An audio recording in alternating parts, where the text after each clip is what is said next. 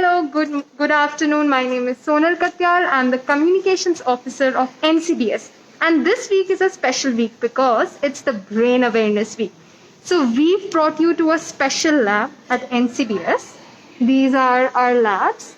And we've come to the lab of where these beautiful people work. And here is the PI.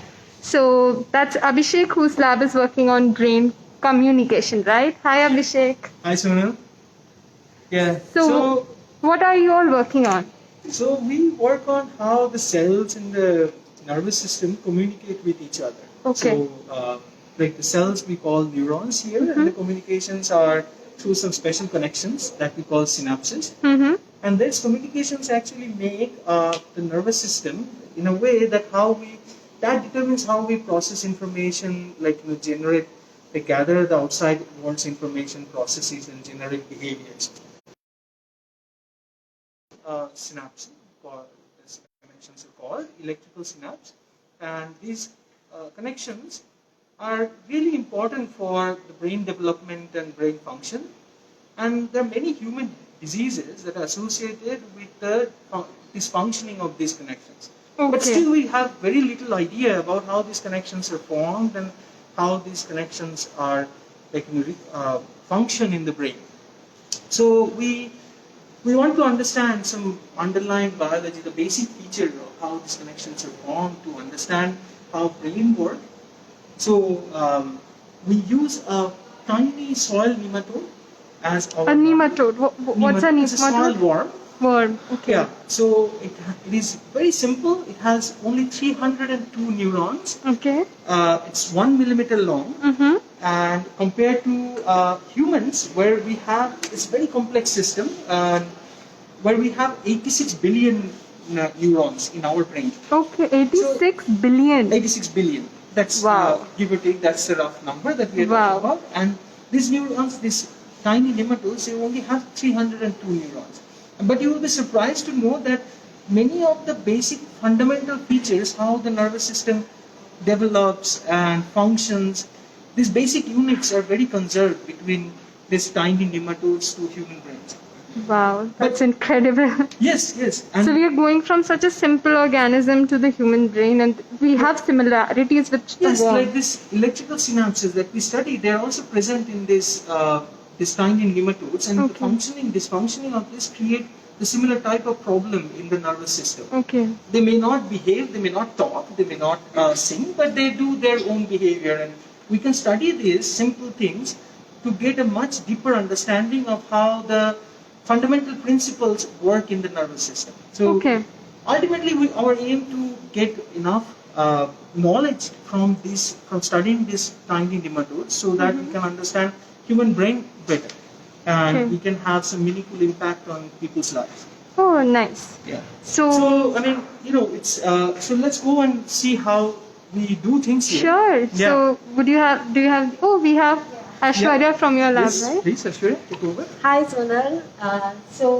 Aishwarya, you are a student? I'm a student in the lab.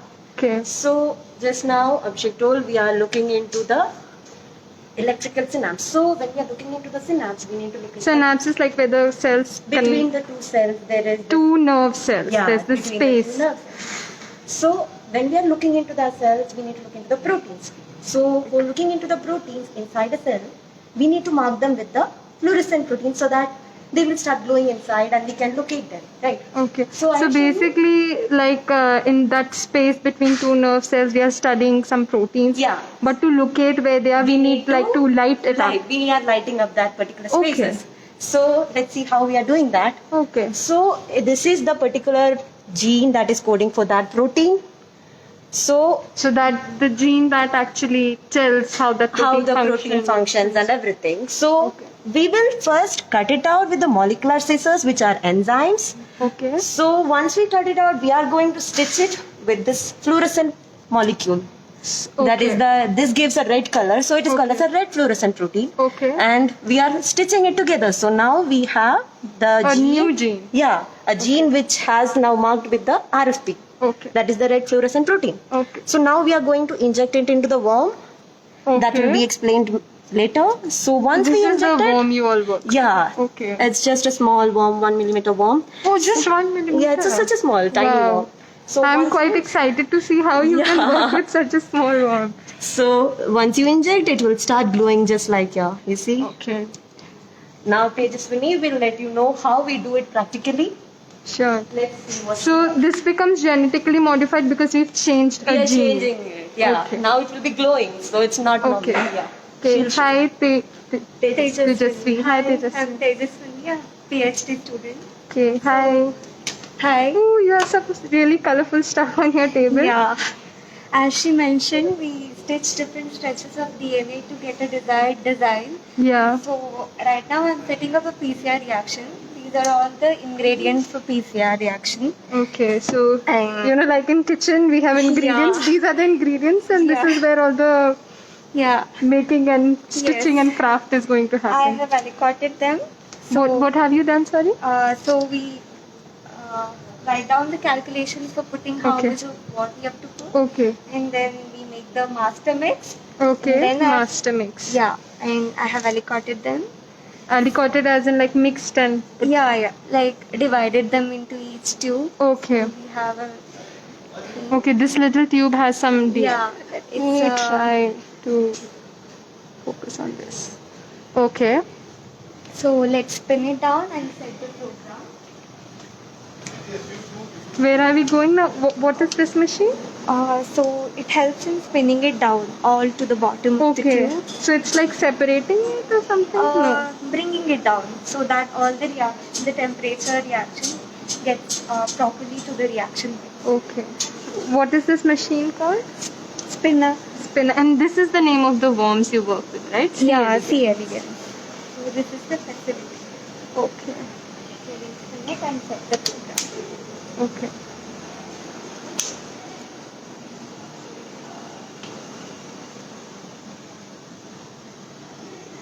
This is a thermocycler.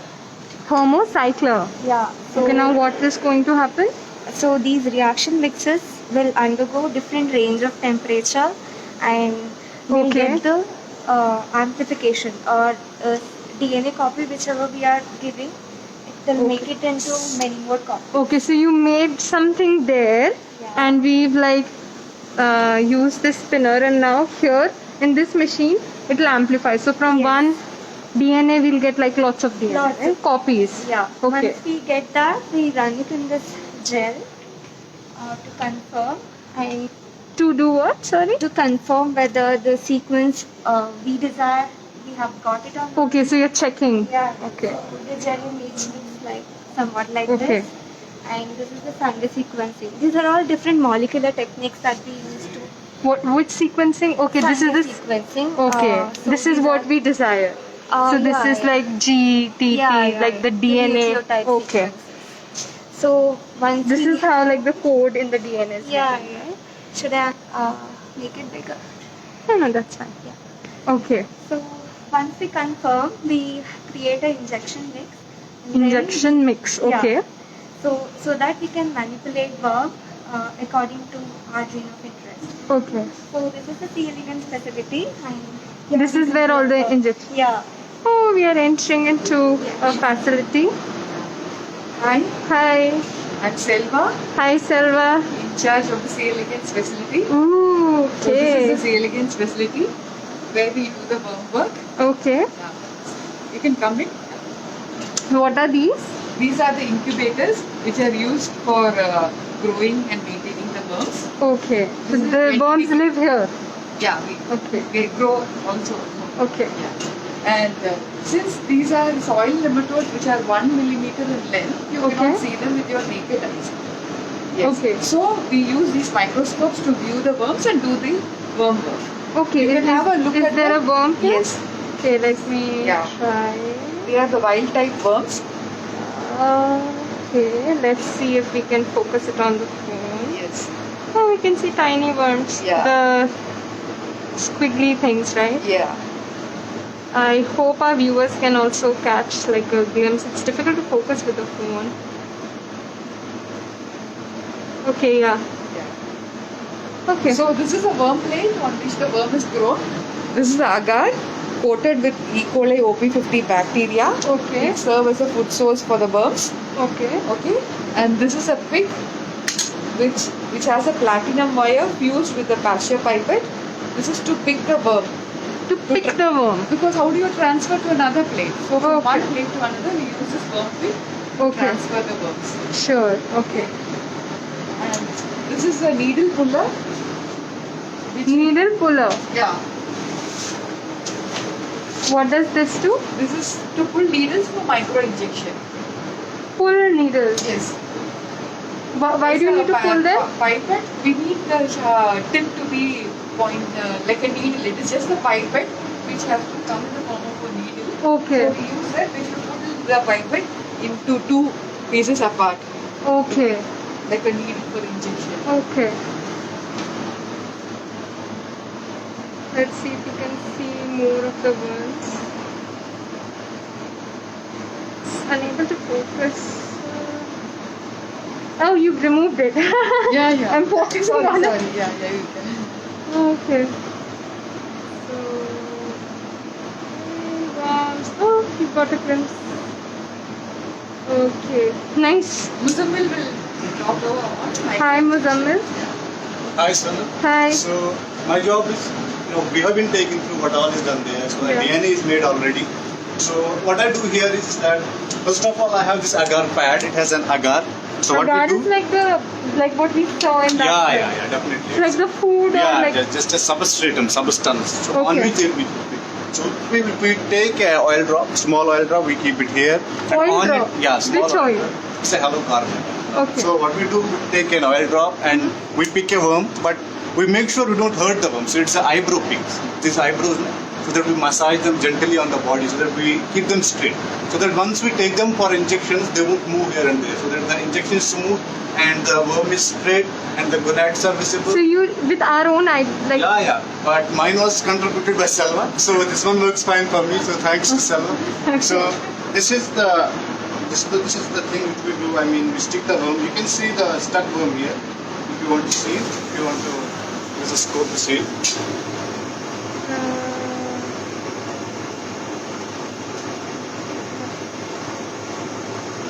Where is the word? It's actually it's not so bright. So maybe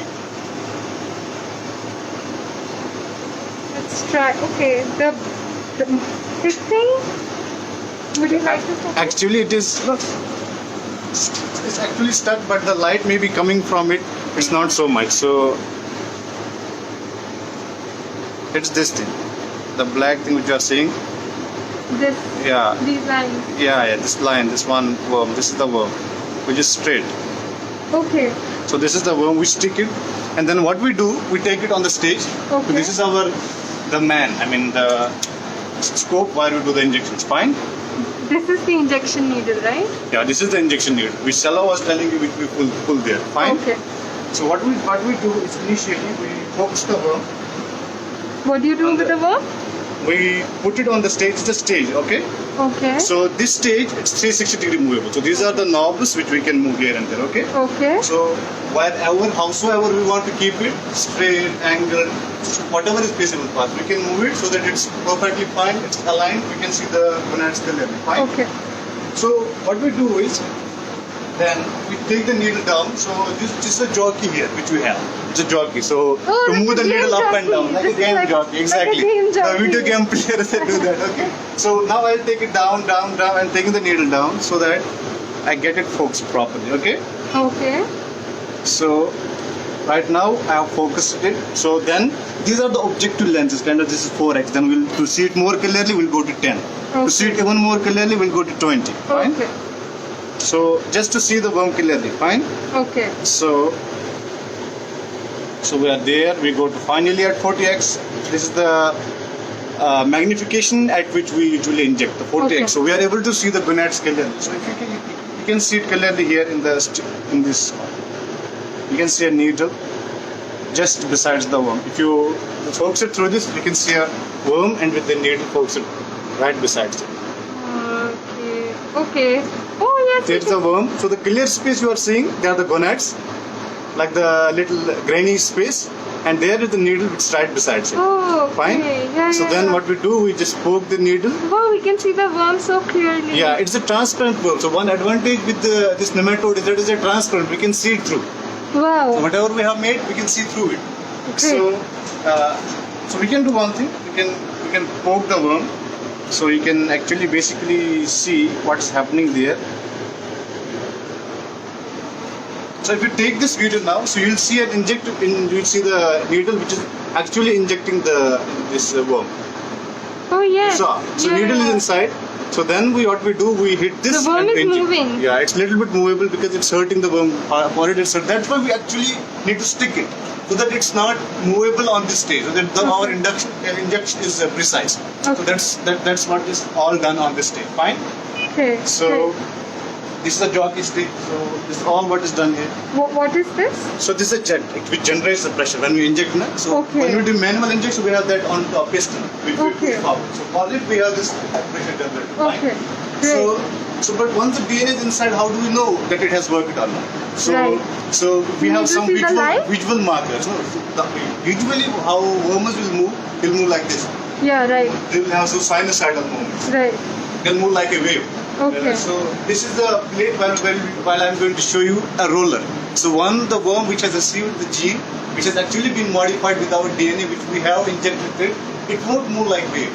So it will actually roll. So that I can show you here. The worms. So this is a worm which is already injected, right? So yeah, it's a modified worm. So these ones, they won't be like moving like wave. Can I They'll be focus? they will be circular. You can focus it and you can see it. See if we can focus this one maybe. So these ones, yes. so they are rolling. If you can see, Yeah. they won't be moving like the wave. Yeah. They'll be doing. It's very actually hard to get the picture in these scopes, but they are rolling. If you can see, Yeah. they are not moving. They're in the side not, to side. like, moving like this. So this is the way actually we ascertain that whatever we have done here, it has worked basically. Okay. But that's not the only thing we do. So what else? We have some color-based fluorescent markers. Yeah, this is what they Yeah, work on. some green lights, some red lights. So for that, I'll ask you to please go to the Akira. She'll explain to you how all those okay. light-based markers are studied. Oh, it's like Over to entering a Akira. auditorium with black room. Oh, you have a fancy button for your light. Hi, Athira. I'm Atira. I'm a master's project student here. Hi. So as you can see, this is the fun room. Here Fun we room. have a fluorescent stereo microscope. So once the injection is done, the worms will be fluorescent if the injection is successful. Okay. So we use a fluorescent stereo microscope to pick the worms that has fluorescence. So Okay. you can observe through the eyepiece. Here I have kept a plate that has fluorescence. It has fluorescence near its head region. where Oh, you can like see. light on the head. Yeah, there are worms that does not have fluorescence as well, so we use the scope to pick the ones. That So has the scope will only show us the worms that have light and won't. No, you can see other worms as well, but you can also see fluorescence. So you can pick the worms What that do you have mean by it. pick? Like physically pick? Yeah, like Selva showed you, there is a pick that we use to Yeah. the worms. Yeah, so yeah. we transfer these worms to a different Okay. plane. We Okay. maintain the strain and we also do setup process Okay. such with the worms. What So is here this? I have a small video. This is also a fluorescent worm. Okay. So as you Oh, can see, like you yeah, said there it's are fluorescent baby worms inside a fluorescent mother worm. Okay. This one was Oh, also it's observed under. transparent. Yeah, This is like the womb region. yeah. Normally this won't happen. The eggs won't hatch inside the worm, but here it did. So Wow. yeah. So this one was also observed under a stereo fluorescent microscope only, Okay. but it has a small camera Mm-hmm. fixed to it. So whatever you're seeing through the eyepiece here, you can see it in a computer screen. So Okay. I've just recorded a video. Oh, thank you, Athira, Yeah. for showing Thank us. you. So where do we go next from here? Now you go to Anand from here. Hi, Anand. Hi Sonal, I'm Sudanand. Hi, I'm a Sudanand. PhD student in the lab. So I'm going to show you how these proteins which are involved in the communication, we are giving different colors for these proteins, right? So I'm going to show you how this actually looks like in an image. So let's Okay. work with the system where I can show you that. So as I already said that we are working on communication between these brain cells. Mm-hmm. You can actually imagine the brain cell has your mobile, which you use for communication, Okay. and these proteins are like the different apps that you use for different Okay. types of communication. Okay. Yeah, basically the apps are the way that you communicate with, right? Okay. So so Like to what? distinguish between so to distinguish between each app, Mhm. you have different logos and all. Right. So in a cell, you don't have that distinguishing between proteins when you directly look at it. Right. So we artificially give different tags to that, Okay. so we can differentiate. So you're basically giving them the logos so that you Yes. can differentiate. Differentiate between this. Here, Jason is doing some cool experiment. Oh, there's a butterfly. Even people in science have cool stuff, no? Yes. Oh, this is a very cool lab. What do you do on this butterfly? So this is a water bath and this is a floater. Right now I have to transform. Transform means put the DNA in the bacterial So you're giving like some particular conditions. shock. Yeah, shock or heat. So I have set 1 minute now.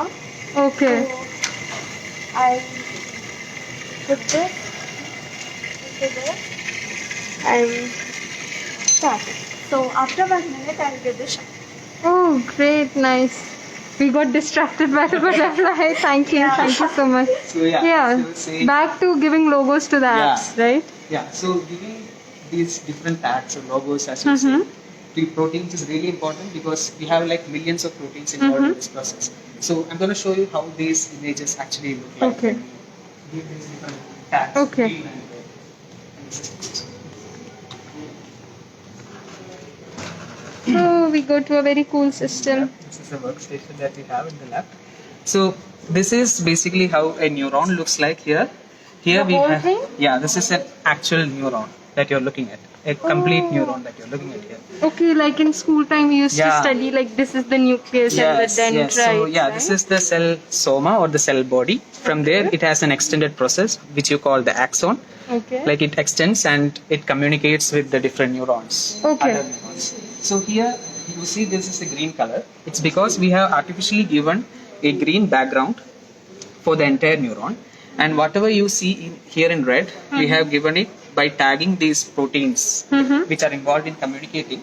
We have tagged it with red fluorescent protein.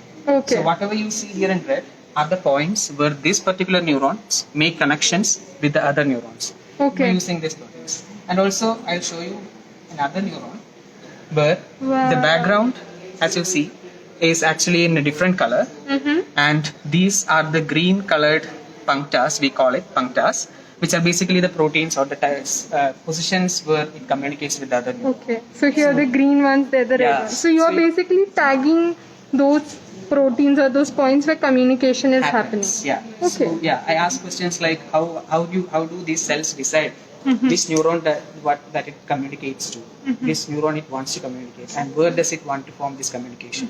Because everything in the brain is based on communication. Like Right. that's how it functions.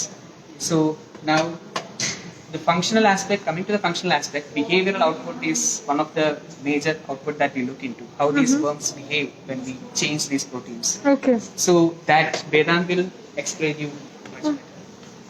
Hi Vedant. Hello. Hi. I'm Vedant and I'm a GRF here in the lab. Okay. So, do you know, Sonal, that it is 302 neurons this worm has? 302, right? Yeah. So, it can perform variety of functions that we human also do, just like us. Okay. Right. So, it can locomotion, it can do locomotion. So like moving and all, Yes. right? It can sense smell. Okay. Yes. And it can like sense the touch. And Okay. even it can, have its own memory, and it can learn also.